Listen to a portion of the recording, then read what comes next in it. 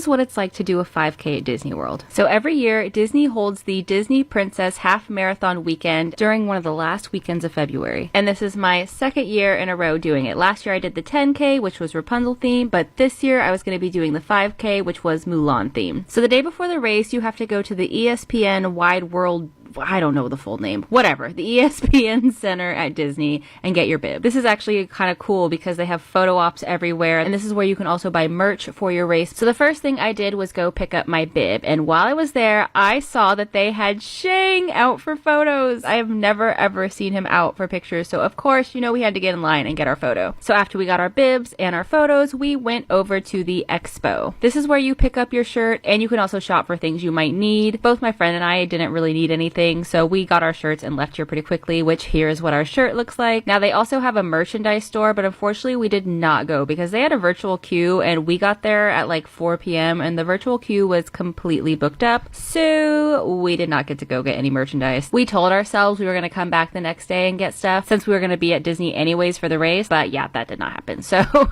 neither one of us got any merch. Oopsies. So once you get your bib and your shirt, you go home and you get some rest because you have to wake up at an ungodly hour to run these races. They have to have everybody start and finish the race before it's time to open the park. So the races start at 5 a.m. Yep. So here I am, 2 a.m., getting up, getting ready to go. Now, as I mentioned, the theme for the 5K was Mulan, so I wanted to Disney bound as Mulan, and I decided I was going to try to recreate this outfit. Honestly, it was kind of tricky trying to figure out what to do for Mulan because all of her outfits have so many layers and so many colors. I was almost tempted to just buy a Halloween costume and make it easy, but when I dress up, I like to buy things that I can rewear. So I bought this maroon skirt, navy tube top, and this pink satin shirt. And then I added some accessories. And this was my final look. I also put on some knee-high socks because it was supposed to be stupid cold that morning. Then I got in the car and started driving to Disney, only to realize I completely forgot to grab Cricky in his little cage, so I had to turn around,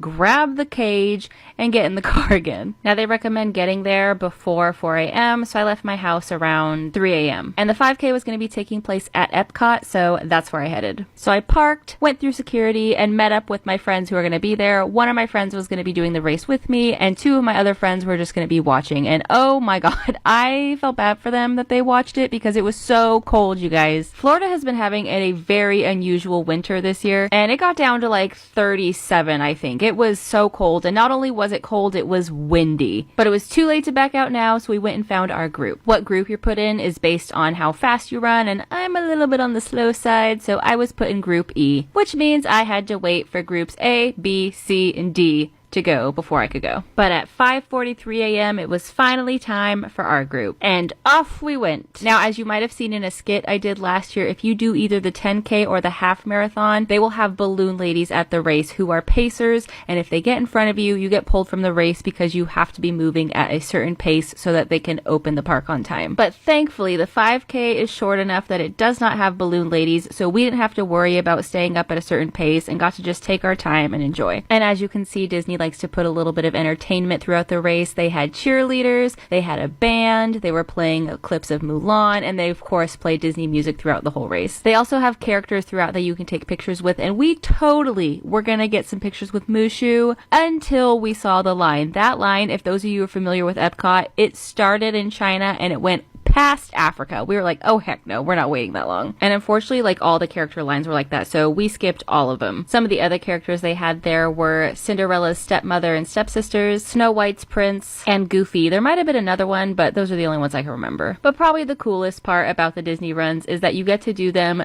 through the parks. So the 5K went through pretty much all of Epcot. And here I am freezing. Like, my hands were numb at this point, you guys. It was so cold. But the finish line was on the horizon. When you see the choir, you know you're getting close. So I texted my friends that were spectators and told them we were almost there, but somehow we did not see them and they did not see us. So we crossed the finish line without seeing them at all, and they sat there in the cold for hours without seeing us at all. But we did it! It took us about an hour. We walked the whole time. A common misconception is that you have to run the whole time. Nope, you could walk, and that's what we did. Once you cross the finish line, they hand you your medal, and this one was really cool because it had a picture both on the front and the back. They also give you some snacks, a banana, banana and some drinks, but it was too damn cold for me to record that. My hands were freezing. They also take pictures of you throughout the entire race, so then you get to see how beautiful you look at 5 a.m. while running. And thank God my pictures this year are much better than last year's. I'm gonna say it's controversial. Yeah, it's made up.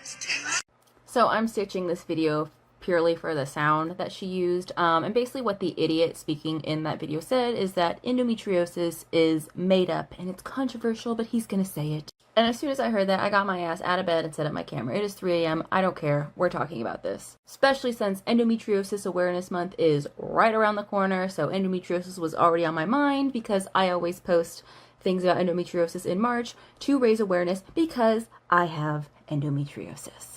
And guess what? It's not made up. It's real. I have pictures to prove it. Anyways, I don't know who this fucking moron is, nor do I care, but I do care about bullshit like that being spread. Because if there's one thing that's going to piss me off, if there's one thing that I'm going to cuss a bitch out over, if there's one thing I'm going to get in your face about, it's women's health. Because I've lived it. I lived it. I went through the trauma. I went through it all. And honestly, it's a miracle that I am still alive because there was a period where I thought about offing myself all the time because of how much pain I was in. But oh wait, somebody with a dick said it's not real, so obviously I was making it up, right?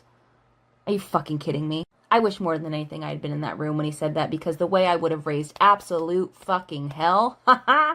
For those of you that have seen my Francine videos, imagine that times 5,000. I would have fucking ripped him to shreds. Because I'm just tired of this bullshit. I'm tired of people saying shit like this. It doesn't matter how many women come forward and share their stories. There are always people that say shit like this, which is why I keep talking about it, because it is a very taboo topic, and a lot of women don't feel comfortable talking about it, which is fine. It's a very isolating, lonely experience to have something like endometriosis, and you do often get met with comments like this, but I personally don't give a fuck, and I will challenge anybody that says shit like that. Like, the pure ignorance is astounding. Literally, it takes one Google research and there's pictures. All it takes is talking to a gynecologist. It's really that simple, but I guess you're too fucking stupid to do that, aren't you, sir? And maybe it's just rage bait. I don't know. It worked if it is. I'm pissed. But I know that there are people that genuinely believe what he's saying and think like that. And until my dying days, I will fight to prove them wrong. Because, like I said, I've lived this. I know how horrible it is.